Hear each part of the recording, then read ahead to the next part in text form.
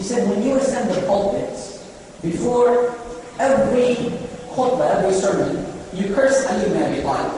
And after the khutbah, and this was with the Sunnah of Muawiyah. Sunnah of Muawiyah was to curse Ali ibn Abi Talib. He cursed Ali ibn Abi Talib for 90 years. 90 years.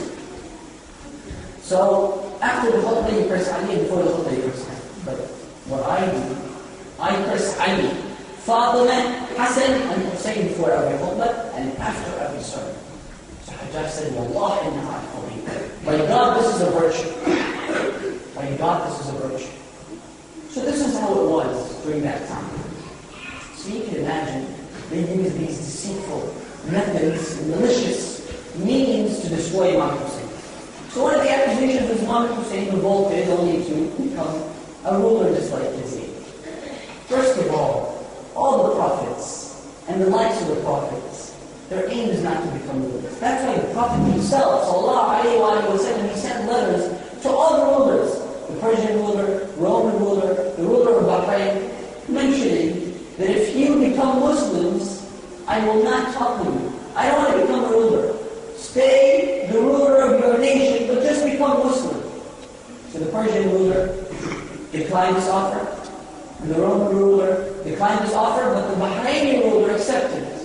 So the Prophet agreed that he stays the ruler of Bahrain, while at the same time he becomes a Muslim. So the Prophet didn't want to become a ruler. Their aim is to establish religion and justice on earth. And this was the aim of Muhammad. Plus, what kind of reign was he aiming for? From the beginning he says, إِنَّمَا خَرَجْتُ بِطَلَبِ الْإِصْلَاحِ فِي أُمَّةِ جَدِّي. My aim is to make correction in the nation of my grandfather. وَأَسِيرُ بِسِيرَةِ أَبِي. I will be like my father. I will follow in the footsteps of my father. How did Amir al-Mu'mineen rule? Did you know that Amir al-Mu'mineen, he left the city of Medina, he came to the city of Kufa, which was the capital city of the Islamic nation. He delivered a sermon saying, O people of Kufa, I left the city of Medina with these two garments. And I entered your city with only these two garments. And if I leave your city with anything more than this, then I have betrayed you. When he died, he only had 700 dirhams. A ruler! His inheritance was only 700 dirhams. When he came to the city of Kufa, there was the palace of the governor. He refused to enter that palace. وَسَكَنْتُمْ مَسَاكِنَ الَّذِينَ ظَلَمُوا. These are places the oppressors dwell in. So he built a house for himself with his own hands from mud. The house was so small that when Amir only wanted to stand up, his head would reach beneath. And the food that the Imam used to eat was dry bread that he had to break it with his knees to cry out loud. Was Imam Hussein looking for this kind of reign? To become a ruler like this? Is this kind of reign worth it to fight for and be killed for? Absolutely not. He said, if I become a ruler, I would be like my father, Amir al-Mu'mineen. He had shoes that were repaired several times, and he says, these shoes are repaired so many times that I'm ashamed of the person repairing them, which was Imam Hassan, his son. So this is another accusation that was made against the Imam. And also one of the things that they're spreading is that, why do you visit Hussein?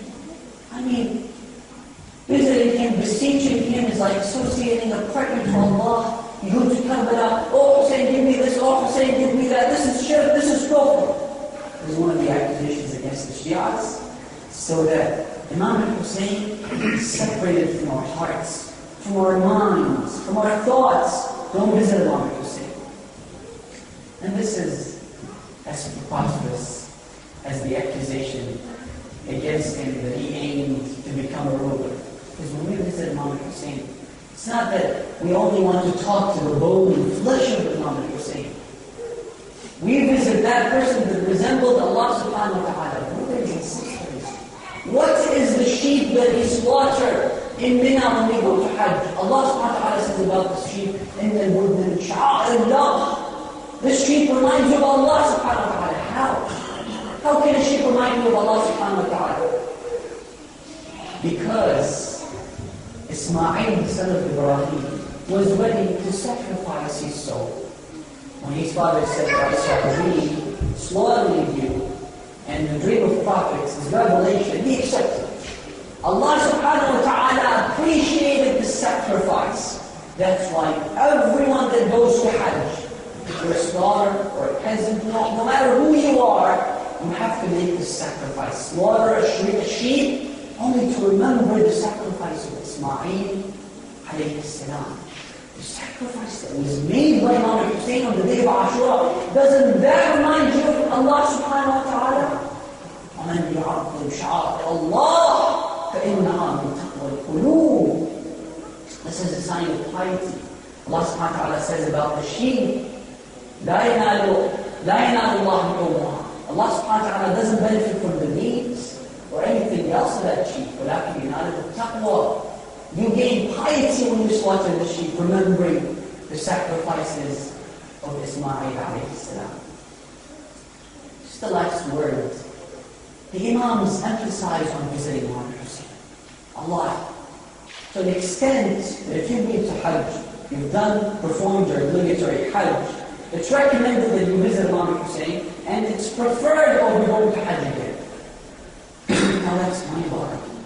Hajj, Kaaba, Allah subhanahu, the house of God. Visiting Imam, isn't that exaggeration? Isn't that exaggeration? Absolutely not.